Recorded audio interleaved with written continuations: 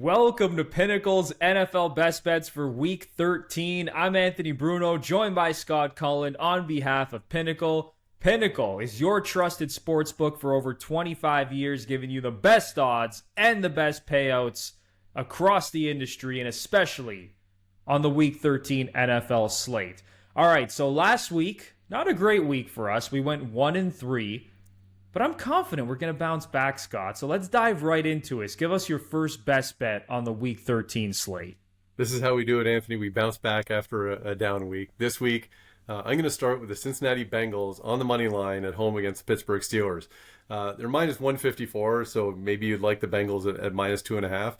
But it's kind of wild that the Bengals are 4-7, favored against the 8-3 Steelers. But I think they deserve to be. When they have T. Higgins in the lineup, and we've talked about this in previous episodes, that they're a different team, that they just march up and down the field. They have a 3-3 record with Higgins in the lineup. And I think that explosiveness is what's going to kind of set them apart from the Steelers. This isn't some, claim that the Steelers are frauds with their 8-3 record. Like, the Steelers are a very good team, but I don't think they're very explosive offensively. And I think this is where they're going to run into a problem, because Joe Burrow has been amazing. He's thrown for over 3,000 yards, 27 touchdowns, 4 picks. I don't think Russell Wilson is going to be able to keep pace with that. And so I'm taking the Bengals on the money line to, keep their playoff hopes alive. Yeah, I like the Bengals in this spot as well. Their offense, as you mentioned with T. Higgins, is so much more explosive. And the Pittsburgh Steelers offensively, they've been relying a lot on converting on third downs. And they're just not a team that's like moving the ball up and down the field on offense. So I definitely like this spot for the Bengals as well. All right, so for my first best bet on the slate, I am going with the LA Chargers -1 at -107 on the road against the Atlanta Falcons. I think it's a really nice bounce back spot for the Chargers coming off their primetime loss to the Ravens.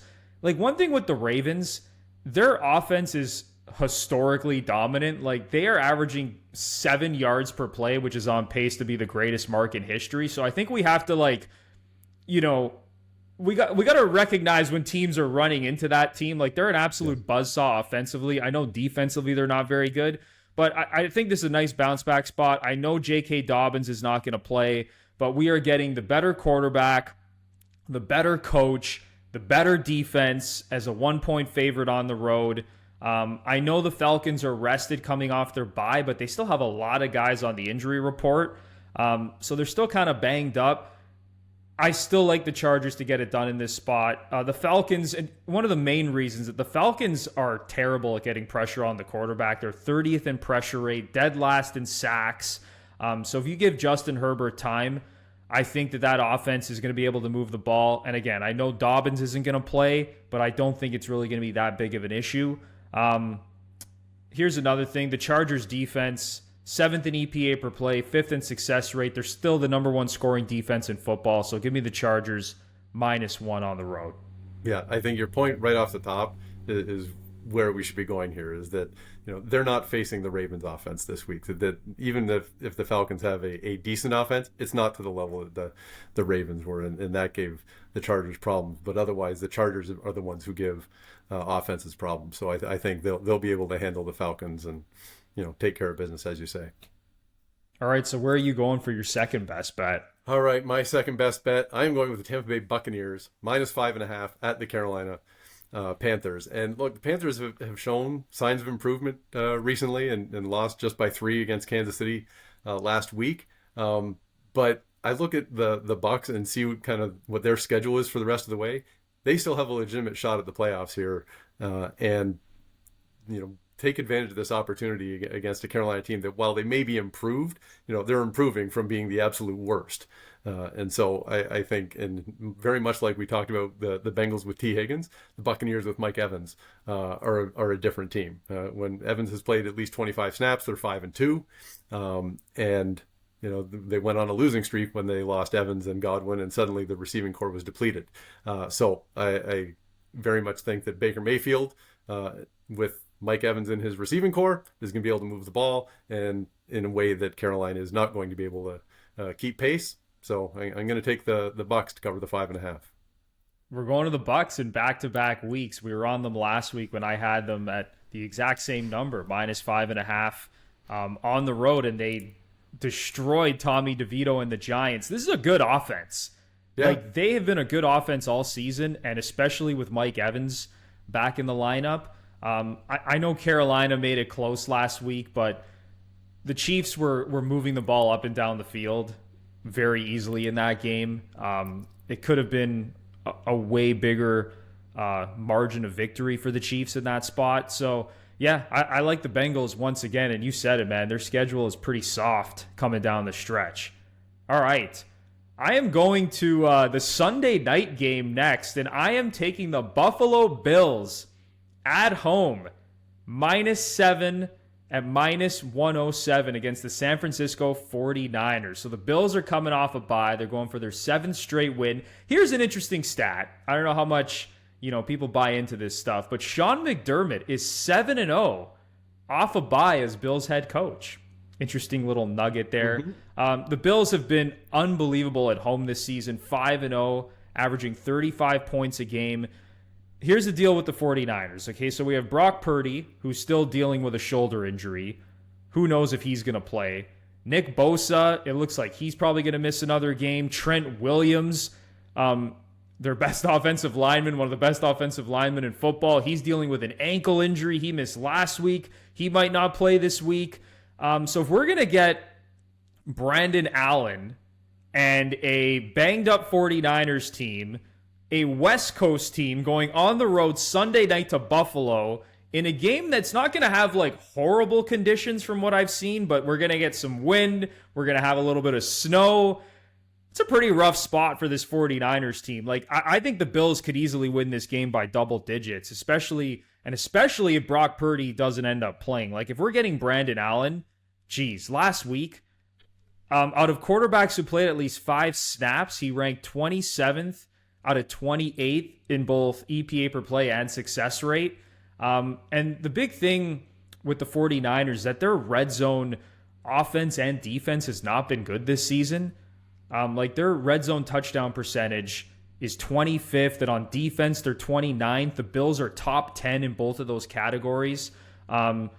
Josh Allen, I mean, he's having an MVP level season. We all know how well he's been playing. I just really like this spot for the Bills against a 49ers team that's really banged up right now. And the Bills are dealing with some injuries as well. But I think they could win this game by double digits. I think if Purdy doesn't play, that yes, double digits is certainly in question, because the 49ers last week, you saw the line shift fairly dramatically when it was revealed that Purdy wasn't going to play, and it didn't shift dramatically enough, right? The Packers just steamrolled them. And I think, this season has just been a mess for San Francisco, that, if everybody was healthy and you had Christian McCaffrey healthy and Brandon Ayuk healthy and you had Brock Purdy healthy, well, that's a different team, right? That's not the team that they're rolling into Buffalo with this week. And so, yeah, I totally on board with taking the Bills to bury the 49ers. Another thing with the 49ers, like, if you just go through their wins this season, they don't really have any impressive wins on the schedule. Like, they just have not had a very good season at all. And now that they're dealing with all these injuries, this is just not the San Francisco 49ers that we all become accustomed to over the last few seasons. All right, we're going to close out the show with a couple of player props. So, Scott, start things off. All right, I'm going for a bit of a long shot here, and certainly good value at Pinnacle. Tennessee Titans wide receiver Nick Westbrook-Ikhine is plus 303 for an anytime touchdown, and that's the best price in market. There are a bunch of places that have him plus 150, plus 175, so tons of value on Westbrook-Ikhine. Started this season, he didn't get a target in the first 4 games. He was basically a spare part on the Titans roster. In 7 games since, he's recorded a touchdown in 6 of them.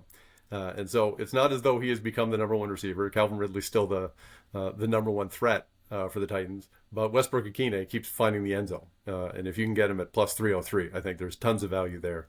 And, for a guy who is, flies under the radar for, the vast majority of his NFL existence. Yeah, he's been on fire and going up against a Washington defense that has not been very good. So, yeah, I mean, best price in market, why not? Let's let it fly on Nick Westbrook-Ikhine. All right, I'm going to close out the show with another player prop, and I'm going to a receiver as well, and that is Nico Collins. Anytime touchdown at plus 119 with the Texans taking on the Jags. Honestly, I could end the analysis simply on Nico Collins is awesome and the Jags secondary is a train wreck. It's really as simple as that. Back in week 4, when Nico Collins went up against this Jags team, he put up 12 catches, 151 yards, and a touchdown on 15 targets. And he's also been a lot better than his numbers indicate over the last couple weeks since he returned from injury.